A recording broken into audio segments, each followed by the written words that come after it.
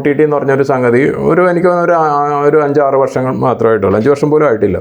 കുറച്ചൊരു കാലഘട്ടം മാത്രം OTT വന്നുള്ളൂ. പിന്നെ അതിന് ശേഷം വീണ്ടും ഇപ്പോൾ തിയേറ്ററിലോട്ട് വരണം. തിയേറ്ററിൽ വന്ന് നല്ല രീതിയിൽ ഓടിക്കഴിഞ്ഞാൽ മാത്രമേ OTT എടുക്കുന്നുള്ളൂ.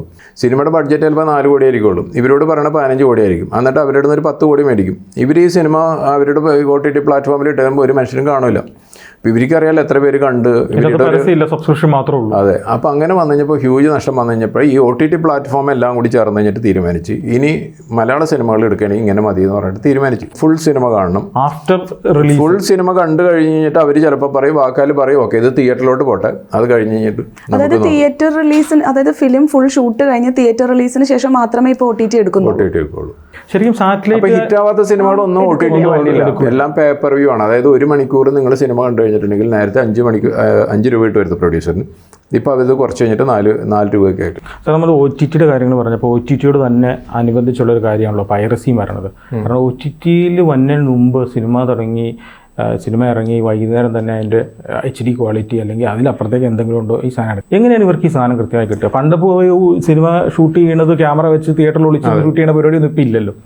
അല്ല, അതെ. പണ്ട് ഈ പറയുന്ന ഏതെങ്കിലുമൊക്കെ വില്ലേജുകളിൽ ചെറിയ ഓലപ്പര ഇതൊക്കെ ഉണ്ടായിരുന്ന സമയത്തൊക്കെ സെക്കൻഡ് ഷോ പോയി കഴിഞ്ഞിട്ട് ക്യാമറ സെറ്റ് ചെയ്തിട്ട് നമുക്കറിയാം അതിൻ്റെ ഇടയിൽ നിന്നിട്ട് ആൾക്കാർ കൂകണതും ഫ്രണ്ടിൽ കൂടി പോണതും ഈ കപ്പലിൽ കച്ചവടം നടക്കുന്ന ആൾക്കാർ പറയണതൊക്കെ നമ്മൾ കേട്ടിട്ടുണ്ടായിരുന്നു.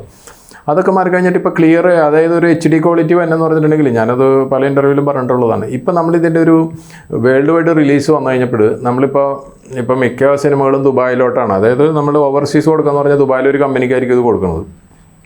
ദുബായിൽ നമ്മൾ ഇതിൻ്റെ ഒരു സിനിമ എന്തൊരു എമൗണ്ടിനായിരിക്കും, ചിലപ്പോൾ ഒരു 5 കോടിക്ക് നമ്മൾ ദുബായിൽ ഇതിൻ്റെ ഫുൾ വേൾഡ് വൈഡ് റേറ്റ് നമ്മൾ കൊടുത്തിട്ടുണ്ട്. പിന്നെ അവരുടെ ജോലിയാണ് ഇത് ഏതൊക്കെ രാജ്യങ്ങളിൽ കൊടുക്കണമെന്ന്. ഇപ്പം 100 കണക്കിന് രാജ്യങ്ങളുണ്ടല്ലോ. അപ്പോൾ ഈ ചെറിയൊരു എല്ലാ രാജ്യങ്ങളിലും ഇപ്പം നമ്മളിപ്പോൾ മലയാള സിനിമയെ പറ്റിയാണ് പറയണമെന്നുണ്ടെങ്കിൽ എല്ലായിടത്തും മലയാളികളുള്ളതാണ്. ഇപ്പോൾ ഏതെങ്കിലും ആഫ്രിക്കയിൽ എക്സാമ്പിൾ പറഞ്ഞിട്ടുണ്ടെങ്കിൽ അങ്കോള എന്ന് പറയുന്ന രാജ്യം, അവിടെ ചിലപ്പോൾ ഈ പറയണ അതിൻ്റെ മെയിൻ സിറ്റിയിൽ നോക്കുമ്പോൾ ചിലപ്പോൾ ഒരു 500 മലയാളികളുണ്ടാവും. അപ്പോൾ ഇവർ ചെയ്യണമെന്ന് വെച്ചിട്ടുണ്ടെങ്കിൽ അവിടെ ഉള്ള ഏതെങ്കിലും ഇവരൊക്കെ ആയിട്ട് കണക്ഷനുള്ള ഒരു ഇങ്ങനത്തെ മലയാള സിനിമകൾ എടുത്തു കഴിഞ്ഞിട്ട് ആ സിനിമ ചിലപ്പോൾ 2 ഷോ 3 ഷോ ഉണ്ടാവുള്ളൂ. അപ്പോൾ അതിനുവേണ്ടി അവർ കൊടുക്കുന്നത് ചിലപ്പോൾ ഒരു $500 ആയിരിക്കാം, $1000 ആയിരിക്കും, ഏത് ദുബായിലുള്ള കമ്പനികൾ. അങ്ങനെ എൻ്റയർ ആഫ്രിക്ക ഒഴിഞ്ഞ് എൻ്റയർ വേൾഡിലും ഈ ബിസിനസ് നടന്നുകൊണ്ടിരിക്കുകയാണ്. അപ്പോൾ എല്ലായിടത്തുനിന്നും $1000, $500 അല്ലെങ്കിൽ ചിലപ്പോൾ 2000, അതായത് അവിടുത്തെ ഒരു പോപ്പുലേഷൻ്റെ മലയാളി പോപ്പുലേഷൻ്റെ ഇതനുസരിച്ച് ഒരു വലിയ എമൗണ്ട് അവർക്ക് കിട്ടുന്നുണ്ട്. അവർ ഓൾറെഡി നമുക്ക് 5 കോടി തന്ന സ്ഥിതിക്ക് അവർക്ക് 5 കോടി കളക്ട് ചെയ്യാന്നുള്ളതാണല്ലോ. അപ്പോൾ അതിൻ്റെ ഒരു ബിസിനസ്സാണിത്. അപ്പോൾ ഇങ്ങനെ പോണ സമയത്ത് ഈ പല രാജ്യങ്ങളിലും ഇത് മേടിക്കണവൻ ഇതിനുള്ളൊരു സൗകര്യം കൂടി ചെയ്തോളൂ. സാർ, ഇത് ശരിക്കും തിയേറ്റർ അല്ലാണ്ട് ഒരു ഇവന്റ് പോലെ പ്രദർശിപ്പിക്കുമോ സിനിമ? ഇപ്പം നിങ്ങൾക്ക് ഇതിൻ്റെ ഒരു റൈറ്റ് കിട്ടി കഴിഞ്ഞിട്ടുണ്ടെങ്കിൽ നിങ്ങൾക്ക് അത് തിയേറ്ററിൽ കാണിക്കുക എന്ന് വെച്ചിട്ടുണ്ടെങ്കിൽ ഇതിൻ്റെ ലിങ്കാണല്ലോ, ഇതിൻ്റെ സിനിമ കാണിക്കാനുള്ള ലിങ്കാണല്ലോ, അല്ലാതെ ഇതിൻ്റെ ഹാർഡ് ഡിസ്ക് ഒന്നും തന്നിട്ടല്ല ചെയ്യേണ്ടത്. അത് നിങ്ങളിപ്പോൾ ഒരു 4 ഷോക്കുള്ള പെർമിഷൻ എടുത്തിട്ടുണ്ടെങ്കിൽ ഒരു ഷോ നിങ്ങൾ സെൻട്രലിൽ ക്യാമറയൊക്കെ വെച്ച് കഴിഞ്ഞിട്ട് വളരെ ഭംഗിയായിട്ട് ഷൂട്ട് ചെയ്യണമെന്നുണ്ടെങ്കിൽ ആരാണ് അറിയണത്?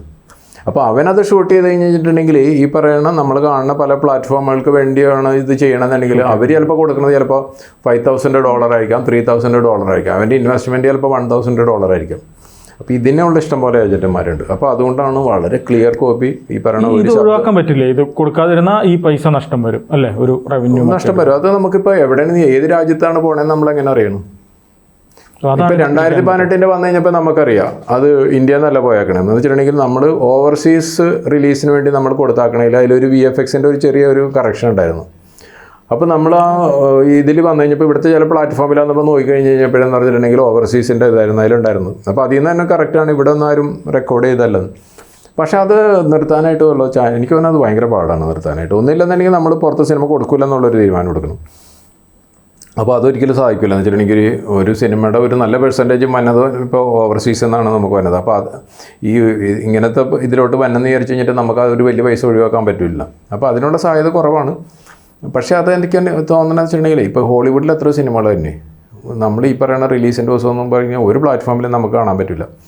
പിന്നെ അതേപോലെ തന്നെ വേറെ പല ലാംഗ്വേജിലും ഉണ്ട്, ഇങ്ങനെ വരില്ല. പക്ഷേ ഈ മലയാള സിനിമയാണ് ആദ്യമായിട്ട് ഇതിൽ വന്നത്. എനിക്കറിയാവുന്ന പല ഇതിലും വെച്ച് നോക്കുമ്പോൾ. അപ്പോൾ ഇത് എന്തുകൊണ്ടാണ് വന്നത്? ഇതിന് ഡിമാൻഡ് ഉള്ളതുകൊണ്ടാണ്. ഇപ്പം ഇത് ആരും കണ്ടില്ലെന്നുണ്ടെങ്കിൽ ഇത് കാണുന്നതിനൊക്കെ കറക്റ്റായിട്ടുള്ള നമ്പേഴ്സ് അവർ കിട്ടണ്ടല്ലോ. ആരും ഇല്ലെന്നുണ്ടെങ്കിൽ ഇവർ ആരെങ്കിലും ചെയ്യുമോ? ഇത് ഈ ആഫ്രിക്കയിലുള്ള അല്ലെങ്കിൽ വേറെ ഏതെങ്കിലും രാജ്യത്തുള്ള ഒരുത്തിന് $4,000-5,000 കൊടുത്തു കഴിഞ്ഞിട്ട് അത് മേടിച്ച് ഇവിടെ ഇട്ട് കഴിഞ്ഞിട്ട് ആരും കണ്ടില്ലെന്നുണ്ടെങ്കിൽ അവർക്ക് എന്താ സംഭവിക്കാൻ വേണം?